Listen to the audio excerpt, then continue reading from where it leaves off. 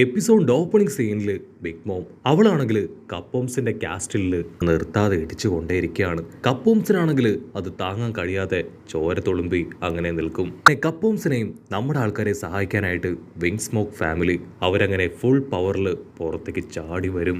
അവരെ കാണുമ്പോൾ ബിഗ് മോമിനും അവളുടെ ആൾക്കാർക്കും കുറച്ച് പേടിയൊക്കെ തോന്നും. ഇവിടെ കപ്പോംസ് ആണെങ്കിൽ ഞൊടിയിടയിൽ നോർമൽ ചെറിയ സൈസാക്കി മാറ്റി അവനും എസ്കേപ്പ് ആവാൻ റെഡി ആയിട്ട് നിൽക്കുകയാണ്. അതേസമയം സീസർ അതിൻ്റെ ഉള്ളിലാണെങ്കിൽ നല്ല പേടിയുണ്ട്. ബിഗ് മോം അവനാണ് ഇവരെ രക്ഷിക്കുന്നതെന്ന് അറിഞ്ഞാൽ തീർച്ചയായിട്ടും അവനെ വെറുതെ വിടില്ല. ഓൾറെഡി ബിഗ് മോമിന് അവനോട് തീർത്താൽ തീരാത്ത പകയുണ്ട്. സോ ഇതുകൂടെ ആവുമ്പോൾ അവന്റെ കാര്യത്തിൽ തീരുമാനമാവുമെന്ന് അവന് നന്നായിട്ട് അറിയാം. ഇവിടെ വിങ് സ്മോക്ക് ഫാമിലിയെ കണ്ട് ബിഗ് മോമിന്റെ ആൾക്കാർ ആണെങ്കിൽ നിർത്താതെ അച്ചറം പൊച്ചറം അങ്ങനെ ഷൂട്ട് ചെയ്യാൻ തുടങ്ങും. അവരാണെങ്കിൽ നിർത്താതെ ഷൂട്ട് ചെയ്തുകൊണ്ടേയിരിക്കും. പക്ഷെ വിങ് സ്മോക്ക് ഫാമിലിക്ക് യാതൊന്നും സംഭവിക്കില്ല. അങ്ങനെ രണ്ട് ടീമും വമ്പൻ ആയുധങ്ങളൊക്കെ എടുത്ത് പൊരിഞ്ഞ പോരാട്ടം നടത്തുന്ന ആ ഒരു ഇടയിൽ തന്നെ സീസർ അവൻ അങ്ങനെ ഫ്ലൈ ചെയ്ത് വന്ന് കപ്പോംസിനെ തൂക്കിയെടുത്ത് പറന്നു പോവാണ്. ആക്ച്വലി ഓരോരുത്തരായിട്ട് രക്ഷിച്ചുകൊണ്ട് പോകുന്നത് വലിയ ബുദ്ധിമുട്ടുള്ള കാര്യമാണ്. സോ കപ്പോംസിനെ രക്ഷിക്കുകയാണെങ്കിൽ അവന്റെ ബോഡിയിലുള്ള നമ്മുടെ ആൾക്കാരെയും ഈസി ആയിട്ട് ഒറ്റയടിക്ക് രക്ഷപ്പെടുത്താം. അത് കണ്ട വിങ് സ്മോക്ക് ഫാമിലി അവര് നൈസായിട്ട് ഫ്ലൈ ചെയ്ത് അവരുടെ അറ്റാക്ക് സ്റ്റാർട്ട് ചെയ്യാണ്. അത് കാണുമ്പോൾ തന്നെ ഇവിടെ കട്ടകുറിക്ക് മനസ്സിലാവും നമ്മുടെ ആൾക്കാരും വിങ് സ്മോക്ക് ഫാമിലിയും ഒക്കെ രക്ഷപ്പെടാൻ ശ്രമിക്കുകയാണെന്ന്. അവർ ആ കോട്ട കഴിഞ്ഞ് പോകുന്നതിന് മുൻപ് തന്നെ അവൻ ഫ്യൂച്ചറിൽ എന്താണ് നടക്കാൻ പോകുന്നതെന്ന് ചിന്തിക്കാനായിട്ട് തുടങ്ങും. അതിന് വിങ് സ്മോക്ക് ആണെങ്കിൽ കട്ടകുറി അറ്റാക്ക് ചെയ്യും. ഇവിടെ ബിഗ് മോം ആണെങ്കിൽ അവളുടെ സൺ പവറിനെ റേച്ചുവിന് നേരെ അയക്കും. സൺ പവർ അത് റേച്ചുവിനെ ഹിറ്റ് ചെയ്ത് റേച്ചു അങ്ങനെ താഴേക്ക് അടിച്ചു വീഴും.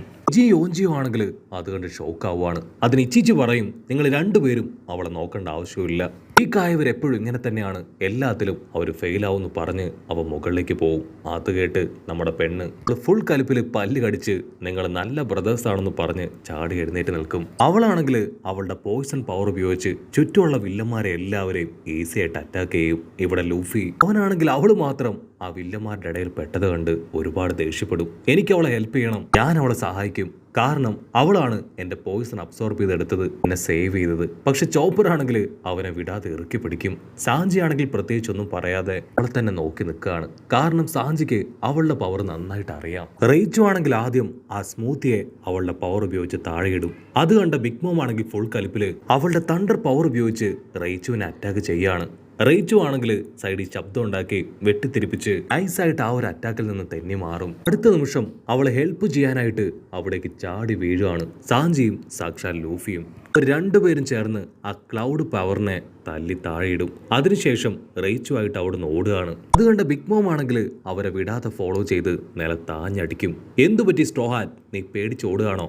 ലാസ്റ്റ് ടൈം ഫിഷ്മാൻ ഐലാൻഡിൽ വെച്ച് നീ വെല്ലുവിളിച്ച കാര്യമൊക്കെ ഇത്ര വേഗം മറന്നുപോയോ? അത് കേട്ട് ലൂഫി ആണെങ്കിൽ ഒരു സെക്കൻഡ് സഡൻ ബ്രേക്ക് ഇട്ട് ഫ്ലാഷ് ബാക്ക് ആലോചിക്കും. ആ സ്നെയിലിലൂടെ ബിഗ് മോമിനെ കോണ്ടാക്ട് ചെയ്ത് അവളെ ചീത്ത വിളിച്ചതും വെല്ലുവിളിച്ചതുമായിട്ടുള്ള എല്ലാ കാര്യങ്ങളും അവന്റെ മനസ്സിലൂടെ മിന്നി മാറുകയാണ്. ബിഗ് മോം ആണെങ്കിൽ അപ്പോഴും നിർത്താതെ ലൂഫിയെ വെറുപ്പിച്ചു കൊണ്ടേയിരിക്കുകയാണ്. ഇവിടെ വന്നപ്പോഴും നീ എന്നെ വെല്ലുവിളിച്ചില്ലേ, എന്നെ അച്ചറം പൊച്ചറം ഇടിച്ചു കൊല്ലുവെന്നും ഫ്യൂച്ചറിൽ നീ പൈററ്റ് കിങ് ആവുമെന്നും അങ്ങനെയുള്ള നീയാണോ എന്നെ കണ്ട് പേടിച്ചോടുന്നേന്ന് ചോദിക്കും. അത് കേട്ട് കൺട്രോൾ പോയ നമ്മുടെ ലൂഫി അവൻ പേടിച്ചോടുന്നൊക്കെ നിർത്തി ഇപ്പോ അവളുമായിട്ട് ഫൈറ്റ് ചെയ്യാൻ അവൾക്ക് നേരെ വരികയാണ്. ടാഞ്ചി ആണെങ്കിൽ ലൂഫിയെ തടയാൻ ശ്രമിക്കും. പക്ഷെ ലൂഫി അവന്റെ കൈ തട്ടി മാറ്റി ഡയറക്റ്റ് ആയിട്ട് ഫോർത്ത് ഗിയറിലേക്ക് പോയി ഫൈറ്റ് ചെയ്യാൻ തയ്യാറാവും. രണ്ടുപേരും വമ്പൻ ആറ്റിറ്റ്യൂഡൊക്കെ ഇട്ട് അങ്ങനെ മുരച്ചു നിൽക്കും. ലൂഫി ആണെങ്കിൽ അവന്റെ ഫോർത്ത് ഗിയറിലേക്ക് പോയി ബിഗ് മോമിനെ ആഞ്ഞടിക്കും. പക്ഷെ ബിഗ് മോമിനാണെങ്കിൽ ഒരു പോറൽ പോലും ഏൽക്കില്ല. അവളുടെ 32 പല്ലും കാണിച്ച് ലൂഫിയെ കളിയാക്കി അങ്ങനെ ഹായ് ആയിട്ട് നിൽക്കും. അതേസമയം ബാക്കിയുള്ള വില്ലന്മാര് അവരാണെങ്കിൽ ടീസർ അവൻ തൂക്കിയെടുത്ത് പറത്തി കൊണ്ടുപോകുന്ന ആ കപ്പോംസിനെ അങ്ങനെ നിർത്താതെ ഷൂട്ട് ചെയ്യാണ്. കാരണം അവർക്കറിയാം കപ്പോംസിന്റെ ബോഡിയിലാണ് നമ്മുടെ ആൾക്കാരുള്ളതെന്ന്.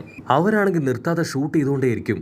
അത് കണ്ട നമ്മുടെ നാക്ക് നീട്ടിയവൻ ആണെങ്കിൽ ഫുൾ കോൺഫിഡൻസിൽ പറയും, ഇവരെന്തൊക്കെ ചെയ്തിട്ടും കാര്യമില്ല, അവരെ സപ്പോർട്ട് ചെയ്യാൻ സാക്ഷാൽ വിങ് സ്മോക്ക് ഫാമിലി അവരിറങ്ങിക്കഴിഞ്ഞിരിക്കുന്നു. അടുത്ത നിമിഷം ആ വിങ് സ്മോക്ക് ഫാമിലിയിലുള്ള അവരെല്ലാവരും ഇപ്പോൾ നമ്മുടെ ആൾക്കാരെ പ്രൊട്ടക്ട് ചെയ്ത് അവർക്ക് നേരെ വരുന്ന ബുള്ളറ്റ്സ് എല്ലാം അവരുടെ അയൺ ബോഡി ഉപയോഗിച്ച് അങ്ങനെ പ്രിവെന്റ് ചെയ്ത് താഴേക്ക് അയക്കും.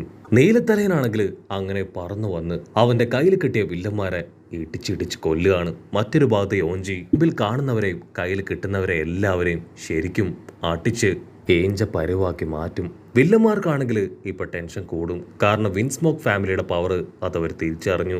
ഇവിടെ സീസറിനാണെങ്കിൽ ഭയങ്കര ആശ്വാസം. ഇതാണ് പറ്റിയ അവസരം, എത്രയും വേഗം അവിടുന്ന് രക്ഷപ്പെട്ടു പോവാന്ന് പറഞ്ഞ് ഹോംസുമായിട്ട് അങ്ങനെ അവൻ പുറത്തേക്ക് കുതിച്ചു പായാണ്. അടുത്ത നിമിഷം ആ ഓവൻ വില്ലൻ അവനാണെങ്കിൽ ഇപ്പൊ സീസറിനെ തടയും.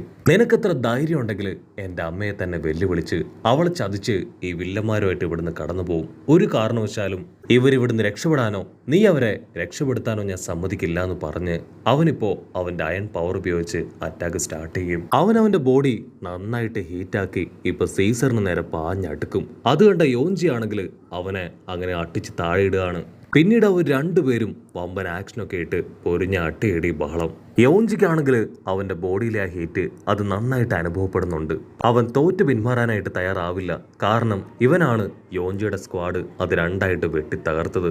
മറ്റൊരു ഭാഗത്ത് ഡേഫുക്കു അവനാണെങ്കിൽ ഇപ്പൊ കറക്റ്റ് ആയിട്ട് സീസറിനെ പിടിച്ചു വലിച്ച് അവന്റെ ജീനി ഉപയോഗിച്ച് അറ്റാക്ക് ചെയ്യാൻ തുടങ്ങും. അത് കണ്ട നിശ്ചയാണെങ്കിൽ അവിടേക്ക് വന്ന് ആ ജീനിയെ പിടിച്ചു മാറ്റും. സീസർ ആണെങ്കിൽ എങ്ങനെയെങ്കിലും രക്ഷപ്പെടാൻ ഓരോ ഭാഗത്തേക്ക് മാറും. പക്ഷേ അവിടെയെല്ലാം ഓരോരോ വില്ലന്മാരായിട്ട് അവനെ ട്രാപ്പ് ചെയ്തും അറ്റാക്ക് ചെയ്തും ഒരു വഴിയാക്കും. സീസറിനാണെങ്കിൽ സ്പീഡിൽ അവിടുന്ന് പോകാനായിട്ട് കഴിയില്ല.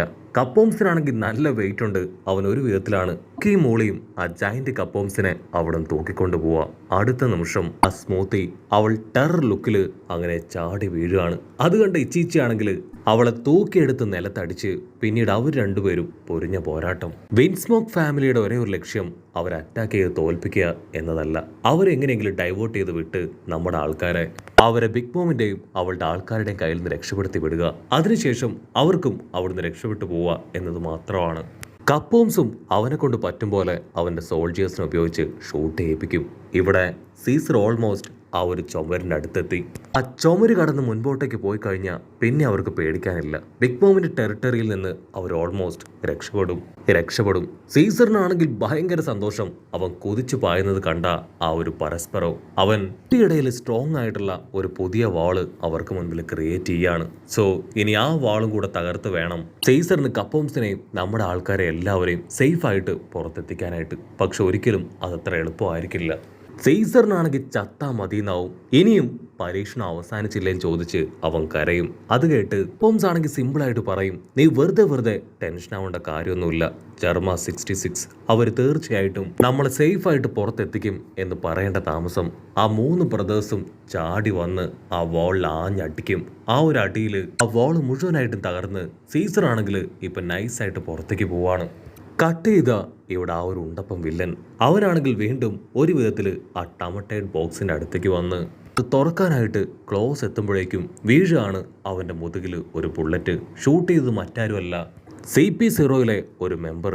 അവള് പ്ലഷർ ക്വീനിന്റെ ഗെറ്റപ്പിൽ സ്റ്റൈൽ ചെയ്താണ് അവിടേക്ക് വന്നത്. ആ ടമട്ടേഡ് ബോക്സ് അത് നിങ്ങളെപ്പോലുള്ള പൈററ്റ്സിന്റെ കയ്യിൽ എത്തേണ്ടതല്ല, അത് ഞാൻ ഗവൺമെന്റിന്റെ കയ്യിൽ എത്തിക്കുമെന്ന് പറഞ്ഞ് അവളിപ്പോ ആ ബോക്സ് ലക്ഷ്യമാക്കി നടന്നു വരും. ഈ കാഴ്ചയൊക്കെ കണ്ട് ഒരു ന്യൂസ് റിപ്പോർട്ടർ അവിടേക്ക് വന്ന് അത് മുഴുവൻ അപ്പൊ തന്നെ റിപ്പോർട്ട് ചെയ്യാണ്. കട്ട് ചെയ്താ ഇവിടെ ലൂഫി അവനാണെങ്കിൽ ഇപ്പൊ ബിഗ് മോമിനെ വെല്ലുവിളിക്കും. ഞാൻ ആ 4 എംപറേഴ്സിൽ ഒരാളായ കൈലോയെ കൊല്ലാൻ പോവാണ്. അതിനുശേഷം എന്റെ കൈകൊണ്ട് നിന്നെ തല്ലിക്കൊന്ന് ഞാനായിരിക്കും ഫ്യൂച്ചറിലെ പൈററ്റ് കിങ് എന്ന് പറയും. അതിന് ബിഗ് മോം ആണെങ്കിൽ അവളുടെ ഹോക്കി പവർ എടുത്ത് ലൂഫിയുടെ തലയ്ക്ക് തന്നെ ഒരു ഒറ്റയാട്ടി. എന്നെ കൊണ്ട് പോലും ആ കൈലോയെ തൊടാൻ സാധിച്ചിട്ടില്ല. അങ്ങനെയുള്ള നിനക്ക് അവന്റെ രോമത്തിൽ പോലും തൊടാനാവില്ല എന്ന് പറഞ്ഞ് അവളിപ്പോൾ ലൂഫിയുടെ അടുത്തേക്ക് വരുമ്പോഴായിരിക്കും നമ്മുടെ സാഞ്ചി അവൻ ഓടി വന്ന് ലൂഫിയെ തൂക്കിയെടുത്ത് അവിടുന്ന് ഓടും. ആ സമയം വിങ്സ്മോക്ക് അവിടേക്ക് വന്ന് അവന്റെ പവർ ഉപയോഗിച്ച് ബിഗ് മോമുമായിട്ട് പൊരിഞ്ഞ പോരാട്ടം.